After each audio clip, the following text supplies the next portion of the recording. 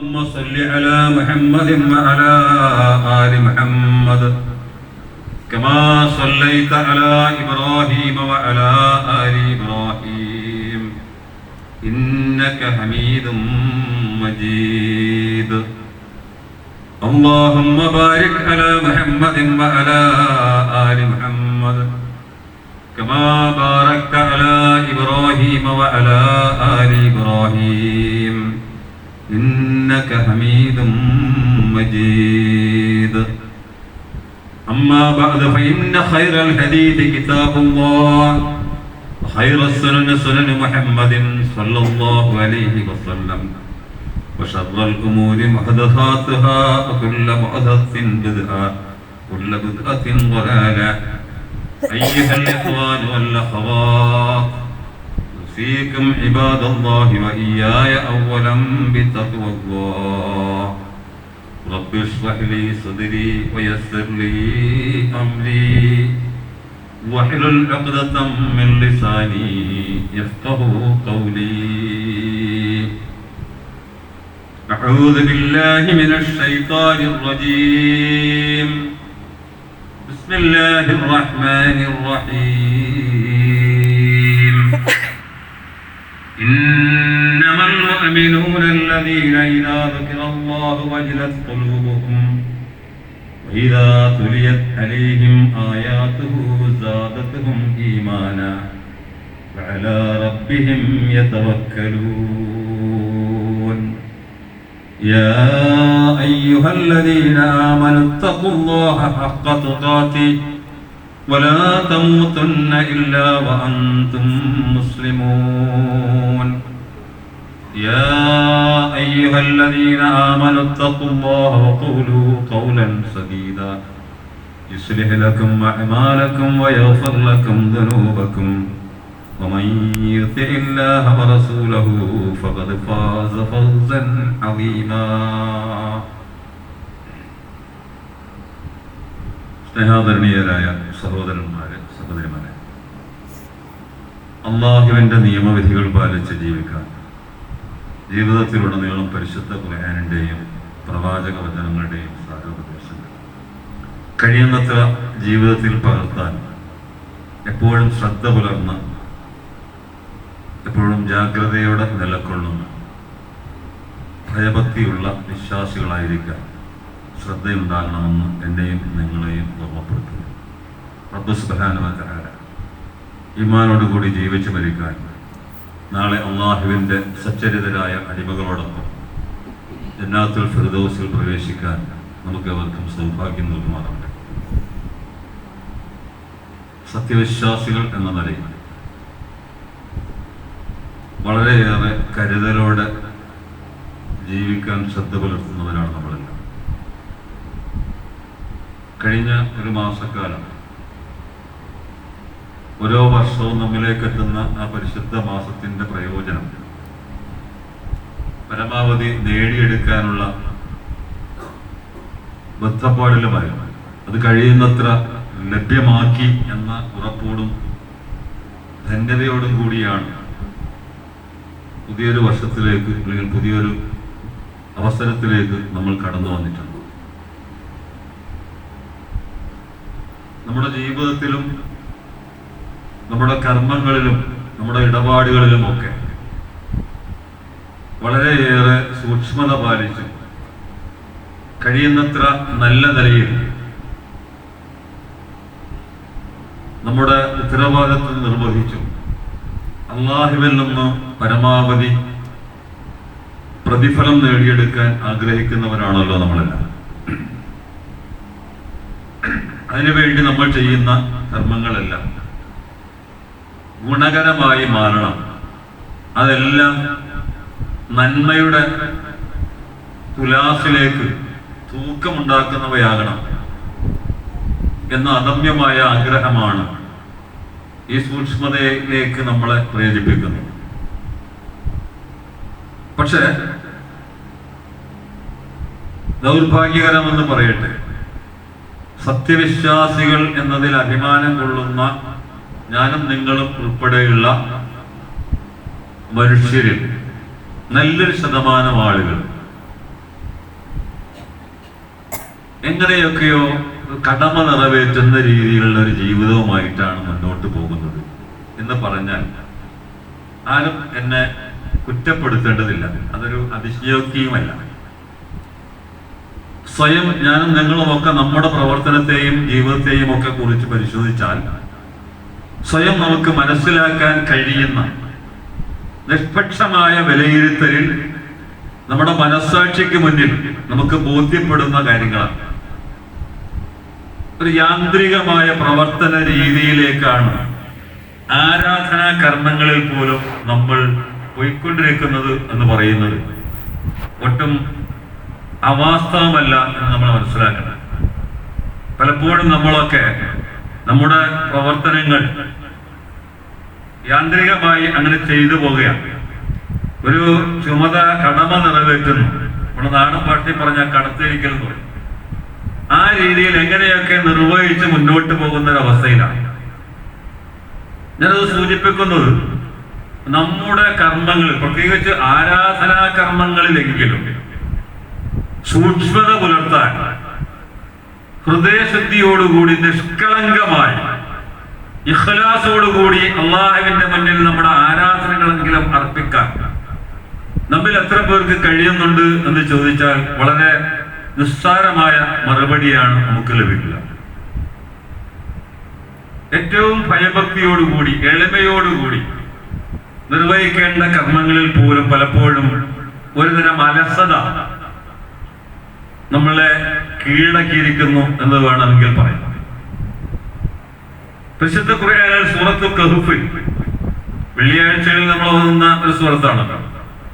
അതിന്റെ അവസാന ഭാഗത്ത് ചോദിക്കുന്നുണ്ട്, ഖുൽ ഹൽ നനബ്ബിഉകും ബിൽ അഖ്സരീന അഅമാല الذين ضل سعيهم في الحياة الدنيا وهم يحسبون أنهم يحسنون صنعا.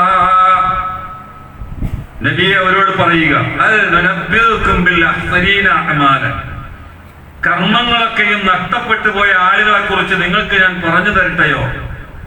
الذين ضل سعيهم في الحياة الدنيا وهم يحسبون أنهم يحسنون صنعا. അല്ലാഹു സുബ്ഹാനഹു വ തആല നമ്മളെ ഓർമ്മപ്പെടുത്തുകയാണ്, ഞാനും നിങ്ങളും അടക്കം വിശ്വാസികളായി അഭിമാനിക്കുന്ന അവകാശപ്പെടുന്ന ആ രീതിയിൽ ജീവിച്ചുകൊണ്ടിരിക്കുന്ന ആളുകളോട് തന്നെയുള്ള ചോദ്യം. നമ്മുടെ ജീവിതത്തിൽ നമ്മൾ ചെയ്തു വെച്ചിരിക്കുന്ന ഈ ദുനിയാവിൽ ചെയ്തു വെക്കുന്ന കർമ്മങ്ങളൊക്കെയും നഷ്ടപ്പെട്ടു പോകുന്ന ആളുകൾ, അവർ വിചാരിക്കുന്നതാവട്ടെ ചെയ്യുന്നതെല്ലാം പുണ്യമാണ്, നന്മയാണ്, ഏറ്റവും ഗുണകരമായിട്ടാണ്, ഇതെല്ലാം എന്റെ പറ്റിൽ എന്റെ കണക്കിൽ അള്ളാഹു വരവ് വെക്കും എന്ന് ചിന്തയോടുകൂടി തന്നെയാണ് എല്ലാവരും പ്രവർത്തിക്കുന്നത്. പക്ഷേ പരലോകത്ത് വിചാരണയുടെ നാളിൽ അതൊക്കെ നഷ്ടത്തിൽപ്പെട്ടു പോകുന്ന ഒരവസ്ഥയുണ്ടാകും. അതിന്റെ വിശദീകരണത്തിൽ മുഫസ്സിറുകൾ വിശദീകരിച്ചിട്ടുള്ള ചില കാര്യങ്ങളുണ്ട്. അതിൽ പറഞ്ഞതൊന്ന്, പരലോകത്തിൽ വിശ്വാസമില്ലാത്തവരാണ്, അള്ളാഹിനെ കണ്ടുമുട്ടുന്നതിനെ കുറിച്ച് ധാരണയില്ലാത്തവരാണ് അവർ. അങ്ങനെ കുറെ ആളുകൾ ഉണ്ടാവും. അവർ കർമ്മങ്ങൾ അനുഷ്ഠിക്കുന്നുണ്ട്, നിസ്കരിക്കുന്നുണ്ട്, നോമ്പ് പിടിക്കുന്നുണ്ട്, അവർ സക്കാത്ത് കൊടുക്കുന്നതായിട്ട് പ്രവർത്തിക്കുന്നുണ്ട്, അത് ഹജ്ജ് നിർവഹിക്കുന്നുണ്ട്, അവർ സൽക്കർമ്മങ്ങൾ ചെയ്യുന്നതായ ആളുകൾക്കിടയിൽ പെരുമാറുന്നുണ്ട്. പക്ഷേ അവരുടെ കർമ്മങ്ങളൊക്കെ നിഷ്ഫലമായി പോകുന്നു. എന്താ കാര്യം? ശരിയായ വിശ്വാസത്തിന്റെ അഭാവമാണ്. ആ വിശ്വാസത്തിന്റെ അഭാവം എന്ന് പറയുന്നത് ഈമാൻ കാര്യങ്ങളായി നമ്മൾ എണ്ണിപ്പടിച്ചിട്ടുള്ള 6 കാര്യങ്ങളിൽ ചിലതിലൊന്നിലും കൃത്യമായ ബോധമോ താല്പര്യമോ അടിയുറപ്പോ ഇല്ലാതെ ജീവിക്കുന്നവരാണ് നമ്മളിൽ 2% ആളുകൾ എന്നതുകൊണ്ടാണ്.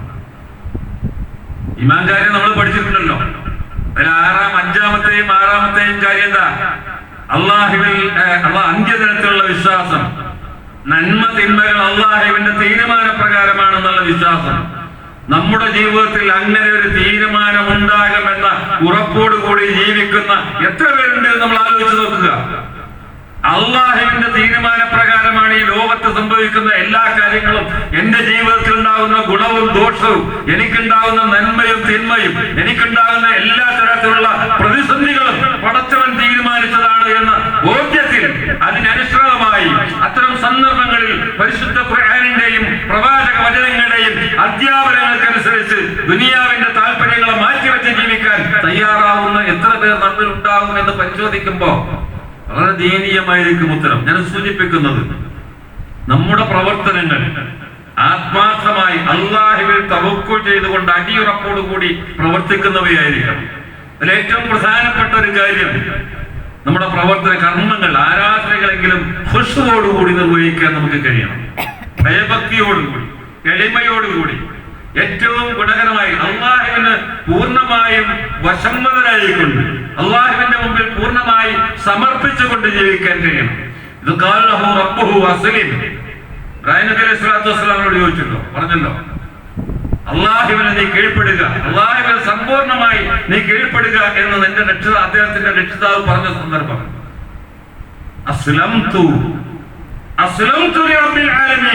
സർവലോക രക്ഷിതാവായ അല്ലാഹുവിനെ ഞാനിതാ സമ്പൂർണ്ണമായി കീഴൊതുങ്ങിയിരിക്കുന്നു എന്ന് ഇബ്രാഹിം നബി അലൈഹി സ്വലാത്തു വസ്സലാമയുടെ മറുപടി.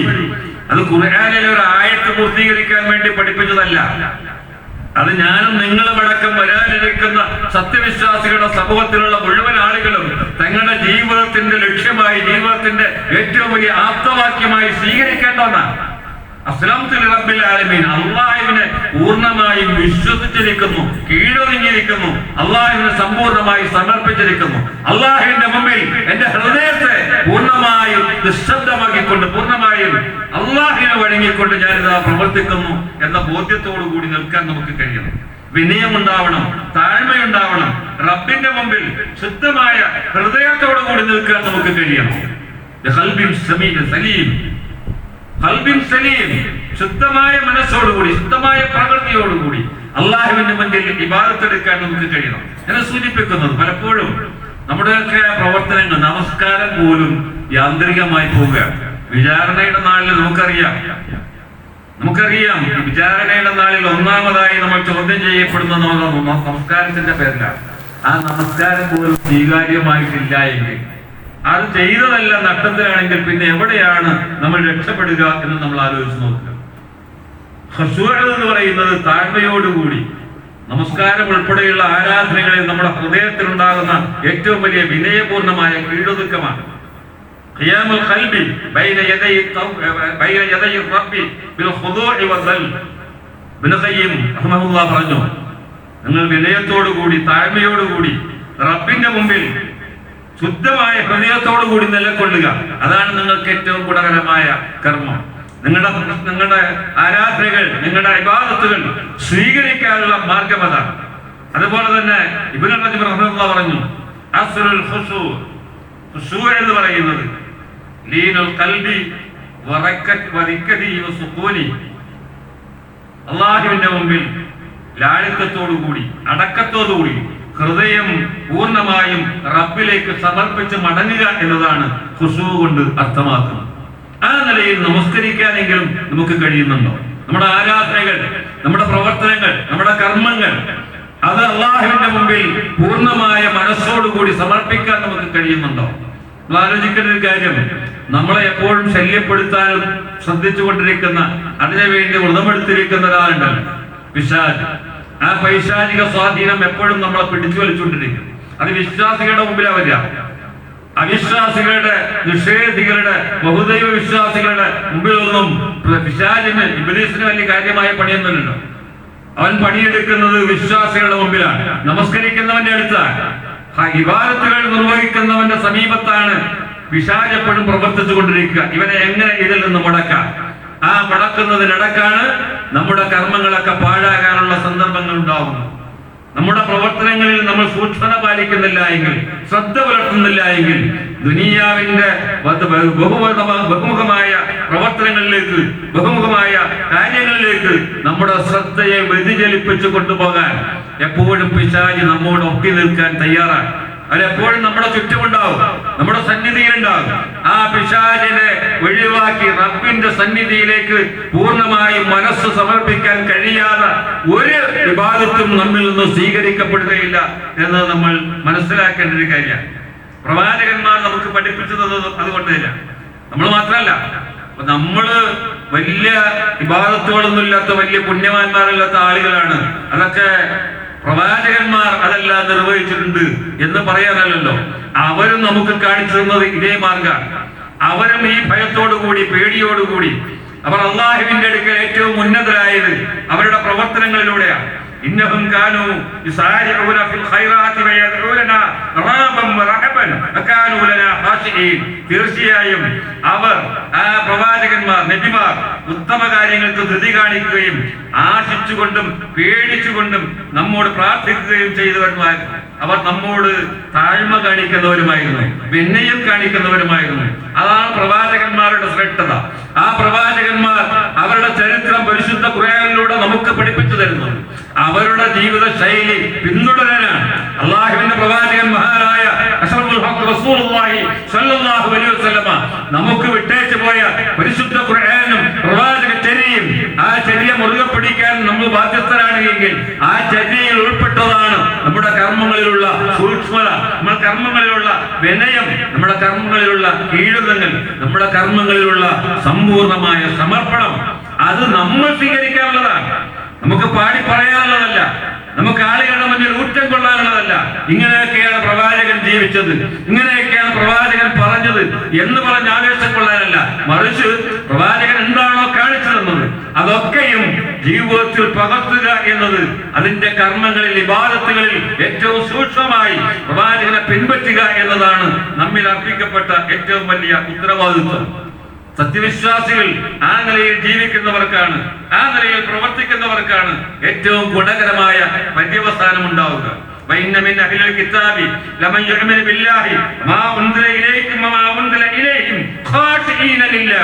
സത്യവിശ്വാസികളെ കുറിച്ച്, വിശ്വാസികളായ വേദഗ്രന്ഥങ്ങൾ ഇറക്കപ്പെട്ടിട്ട് അതിൽ വിശ്വാസികളായി അള്ളാഹുവിന്റെ മാർഗത്തിൽ ജീവിച്ചവരെ കുറിച്ച് സൂറത്ത് ആല ഇംറാനിന്റെ അവസാന ഭാഗത്ത് പറയുന്നു,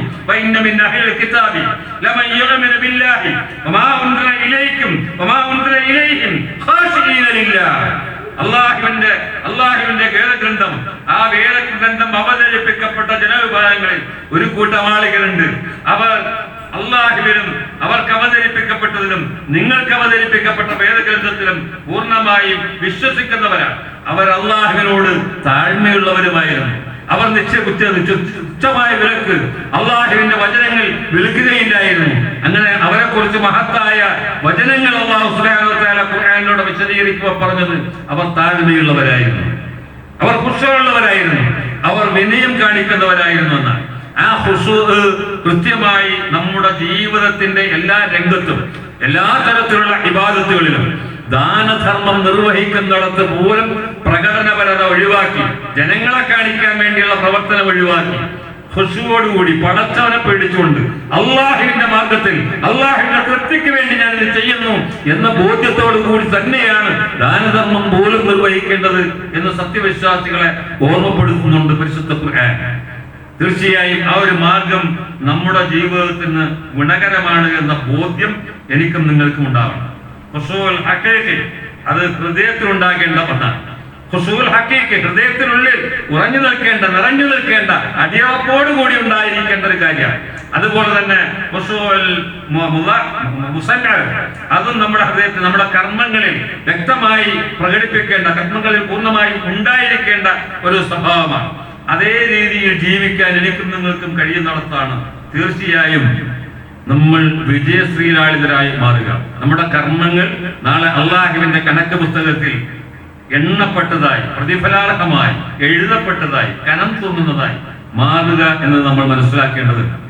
ആ ഒരു ബോധ്യമില്ലാതെയാണ് എങ്ങനെയെങ്കിലും ഒക്കെ ജീവിച്ചു തീർക്കാൻ നമ്മൾ ശ്രമിക്കുന്നതെങ്കിൽ തീർച്ചയായും നമ്മൾ നഷ്ടക്കാരിൽ പെട്ടുപോകും എന്ന് നമ്മൾ ആലോചിക്കണം. ഖുശൂ എന്ന് പറയുന്നത് നിസ്സാര കാര്യമല്ല, അത് വളരെ പ്രധാനപ്പെട്ട ഒരു കാര്യമാണ്. ചില ആളുകൾ വിചാരിക്കുന്നത് ചില വേഷവിധാനങ്ങൾ ഉണ്ടായാൽ അത് ഭയഭക്തിയായി. ഭയഭക്തിയുടെ അടയാളം ഹൃദയത്തിനുള്ളിലാണ്. അത് അള്ളാഹു മാത്രം നേരിട്ട് കാണുന്നതാണ്. അത് താടി നീട്ടി വളർത്തിയത് കൊണ്ടോ, തൊപ്പിയും തലപ്പാവും ധരിച്ചത് കൊണ്ടോ, നീണ്ട കുപ്പായം ധരിച്ചത് കൊണ്ടോ ആ മാത്രം ഉണ്ടാകുന്നതല്ല. അതൊക്കെ ഒരുപക്ഷെ ഒരു അടയാളമായി വേണമെങ്കിൽ നമുക്ക് കരുതാം. പക്ഷേ മനസ്സിന്റെ ഉള്ളിൽ, ഹൃദയത്തിനുള്ളിൽ, അള്ളാഹു നോക്കുന്ന ഹൃദയത്തിനുള്ളിൽ ആത്മാർത്ഥതയോടുകൂടി, ഇഖ്ലാസോടുകൂടി, വിനയത്തോടുകൂടി, താഴ്മയോടുകൂടി, പൂർണ്ണമായ അള്ളാഹുവിന്റെ പ്രതിഫലം ലഭിക്കുമെന്ന വിശ്വാസത്തോടുകൂടി, അള്ളാഹു നമുക്ക് പുറത്തു തരികയും വിജയത്തിലെത്തിക്കുകയും ചെയ്യുമെന്ന പ്രതീക്ഷയോടുകൂടി പ്രവർത്തിക്കാൻ കഴിയുന്നിടത്താണ് ശരിയായ ഖുശൂ ഉണ്ടാകുക എന്ന് നമ്മൾ മനസ്സിലാക്കേണ്ടത്. ചില ആളുകളുണ്ട് നമസ്കാരം പോലും ആളുകളെ കാണിക്കാൻ വേണ്ടി നിസ്കരിച്ച് നിൽക്കുന്ന ആളുകളുണ്ട്, എങ്ങനെയെങ്കിലും ഒക്കെ പ്രവർത്തിച്ചു പോകുന്ന ആളുകളുണ്ട്. ഖുർആൻ ചില ആളുകളെ കുറിച്ച് പറയുന്നു, നിങ്ങൾ എന്നോട് തേടിക്കൊള്ളുക, ക്ഷമ കൊണ്ടും ക്ഷമയോടുകൂടിയും നമസ്കാരത്തോടു കൂടിയും നിങ്ങൾ എന്നോട് തേടുക. എന്നോട് എന്ത് വേണമെങ്കിലും നിങ്ങൾ ആവശ്യപ്പെട്ടോളൂ. അള്ളാഹുവിന്റെ അടുക്കൽ സഹായം കിട്ടാനുള്ള രണ്ട് മാർഗങ്ങളാണ്. ഒന്ന്, ജീവിതത്തിന്റെ എല്ലാ സന്ദർഭങ്ങളിലും ക്ഷമ പാലിക്കുക. രണ്ടാമത്തത്, നിസ്കാരം ഉൾപ്പെടെയുള്ള ആരാധനാ കർമ്മങ്ങൾ കൃത്യമായ ഹൃദയ വിശുദ്ധിയോടുകൂടി നിർവഹിക്കുക. എന്നിട്ട് അള്ളാഹു അതിനെ ചേർത്ത് പറഞ്ഞു, വഇന്നഹാ ലകബീറത്തുൻ ഇല്ലാ അലൽ ഖാശിഈൻ. വഇന്നഹാ ലകബീറത്തുൻ ഇല്ലാ അലൽ ഖാശിഈൻ. ഹൃദയത്തിൽ ഭയഭക്തിയില്ലാത്ത ആളുകൾക്ക് അത് വല്ലാത്ത ഭാരമാണ്, വല്ലാത്ത കനമാണ്. അത് ഭയങ്കര കാര്യമായിട്ട് തോന്നും. ചില ആളുകളുണ്ടല്ലോ, നമസ്കാരം എങ്ങനെയെങ്കിലൊക്കെ നിർവഹിച്ച് പെട്ടെന്ന് ഓടിപ്പോവും. പാഞ്ഞു വന്ന് പള്ളിയിലേക്ക് കയറി 2 റക്അത്ത് എങ്ങനെയെങ്കിലുമൊക്കെ റസൂലുള്ളാഹി സ്വല്ലല്ലാഹു അലൈഹി വസല്ലം പറഞ്ഞതുപോലെ കോഴി കൊത്തും പോലെ നമസ്കരിച്ച് തീർക്കുന്നു. ജമാഅത്തിന് വന്നാൽ ജമാഅത്തിന്റെ അവസാനത്തിൽ വന്ന് ആ നമസ്കാരം പൂർത്തീകരിച്ചു എന്ന് വരുത്തി പോകുന്നു. നമസ്കാരത്തിന്റെ യാതൊരു ശ്രദ്ധയുമില്ലാതെ അലസതയോടുകൂടി പ്രവർത്തിക്കുന്ന ആളുകൾ. ഞാൻ അതിന്റെ വിശദീകരണങ്ങളിലേക്ക് കിടക്കുന്നില്ല. ചുരുങ്ങിയ സമയത്തിൽ നമ്മുടെ പ്രവർത്തനങ്ങളിൽ വരാവുന്ന ഏറ്റവും വലിയൊരു അപകടം, ഒരു അപാകത, ഒരു പോരായ്മ, അത് നമ്മൾ സ്വയം ബോധ്യമാകണം. നമുക്ക് സ്വയം ബോധ്യമാകണം. നമ്മൾ തന്നെ തിരിച്ചറിയണം.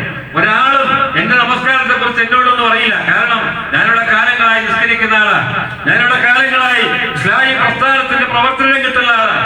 ഞാനിവിടെ കാലങ്ങളായി ഈ നാട്ടിലെ മാന്യനായ ഒരു മുസ്ലിമായി അംഗീകരിക്കപ്പെട്ട ആളാണ്. അപ്പൊ എന്റെ നിസ്കാരത്തിൽ പോരായ്മ ഉണ്ടെങ്കിൽ എന്റെ അലസതയെ കുറിച്ച് ഒരാളും എന്നോടൊന്നും പറയില്ല. ഇത് തന്നെയാണ് എല്ലാവരുടെ അവസ്ഥ. പരസ്പരം ആരും പറയില്ല. പക്ഷെ തിരിച്ചറിയാൻ ഞാനും നിങ്ങളും സ്വയം സന്നദ്ധമാകണം.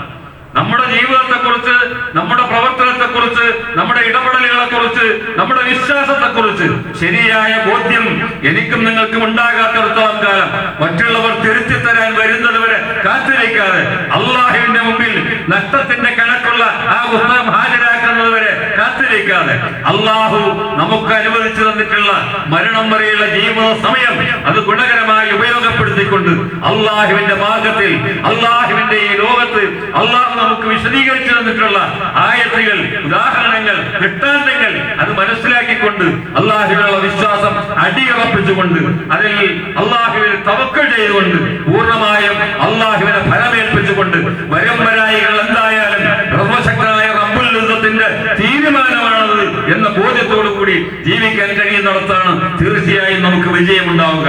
അതുകൊണ്ടാണ് ഇന്നമൽ മുഅ്മിനൂന അല്ലദീന ഇദാ ദുക്കിറല്ലാഹു വജലത് ഖുലൂബുഹും വഇദാ തുലിയത് അലൈഹിം ആയാതുഹു സാദത്തുഹും ഈമാനൻ വഅലാ റബ്ബിഹിം യതവക്കലൂൻ. സൂറത്തുൽ അൻഫാലിന്റെ 2ാമത്തെ വചനത്തിൽ അല്ലാഹു സുബ്ഹാനഹു വ തആല വിശ്വാസികളെ കുറിച്ച് പറഞ്ഞത്, അല്ലാഹുവിനെ കുറിച്ച് പറയപ്പെട്ടാൽ, അല്ലാഹുവിനെ കുറിച്ച് പറയപ്പെട്ടാൽ, അല്ലാഹുവിന്റെ ദൃഷ്ടാന്തങ്ങൾ അവർക്ക് പറഞ്ഞു കൊടുത്താൽ അവരുടെ ഹൃദയങ്ങൾ പേടിച്ചു തുടങ്ങും. അവരുടെ ഹൃദയങ്ങളിൽ ശരിയായ ഭയഭക്തി ഉണ്ടാകും. അല്ലാഹുവിനെ കുറിച്ച് ഓർത്ത് അവർ ഭയപ്പെടും. അല്ലാഹുവിന്റെ ശിക്ഷയെ കുറിച്ച് അവർ അങ്ങേയറ്റം ഭയത്തോടുകൂടി പേടിയോടുകൂടി ചിന്തിക്കും. അതുപോലെ അവന്റെ ദൃഷ്ടാന്തങ്ങൾ ഓതിക്കേൽപ്പിക്കപ്പെട്ടാൽ, അവന്റെ ദൃഷ്ടാന്തങ്ങൾ, അവന്റെ ആയത്തുകൾ അത് ഓതിക്കേൽപ്പിക്കപ്പെടുമ്പോ അവരുടെ ഹൃദയങ്ങൾ ഭയഭക്തി ഉണ്ടാകും. അവരുടെ വിശ്വാസം വർദ്ധിക്കും. അവരുടെ വിശ്വാസത്തെ വർദ്ധിപ്പിക്കുന്നത് അല്ലാഹുവിനെ കുറിച്ചുള്ള ബോധ്യമാണ് അവരുടെ ഹൃദയങ്ങളിൽ ഉറപ്പുണ്ടാകുന്നത്, യഖീനുണ്ടാക്കുന്നത്. ആ യഖീനോടുകൂടി ജീവിക്കുന്ന ആളുകൾ തീർച്ചയായും അവർ അവരുടെ രക്ഷിതാവിൽ പൂർണ്ണമായും ഭരമേൽപ്പിക്കുന്നവരുമായിരിക്കുമെന്ന് വിശ്വാസികളെ കുറിച്ച്, യഥാർത്ഥ വിശ്വാസികളുടെ അടയാളമായി അല്ലാഹു സുബ്ഹാനഹു വ തആല പരിശുദ്ധ ഖുർആനിലൂടെ ഓതിത്തരുന്നത് ഞാനും നിങ്ങളും കൃത്യമായി ബോധ്യപ്പെടേണ്ടതുണ്ട്. നമ്മുടെ ഓരോരുത്തരുടെയും മനസ്സുകളിൽ ഉണ്ടാവേണ്ടതുണ്ട്. നമ്മൾ ഹൃദയങ്ങൾ നടുങ്ങുന്ന രീതിയിൽ, ഹൃദയങ്ങളിൽ ഉള്ളിൽ അല്ലാഹുവിനെ കുറിച്ചുള്ള പൂർണ്ണമായ എല്ലാ തരത്തിലുമുള്ള വിശ്വാസവും സമ്പൂർണ്ണമായി ഒരുക്കി നിർത്തിക്കൊണ്ട് അതിൽ പൂർണ്ണമായും തവക്കുൽ ചെയ്തുകൊണ്ട് അല്ലാഹുവിനെ പൂർണ്ണമായും വിശ്വസിച്ചുകൊണ്ട്, അള്ളാഹുവിനെ വിശ്വസിച്ചുകൊണ്ട്, അള്ളാഹുവിന്റെ വിശ്വാസം നമുക്കല്ല, പക്ഷെ അള്ളാഹുവിനെ വിശ്വാസമുണ്ടോ എന്ന് ചോദിച്ചാൽ പലപ്പോഴും അപകടകരമായ ഉത്തരമാണ് നമുക്ക് ലഭിക്കുക.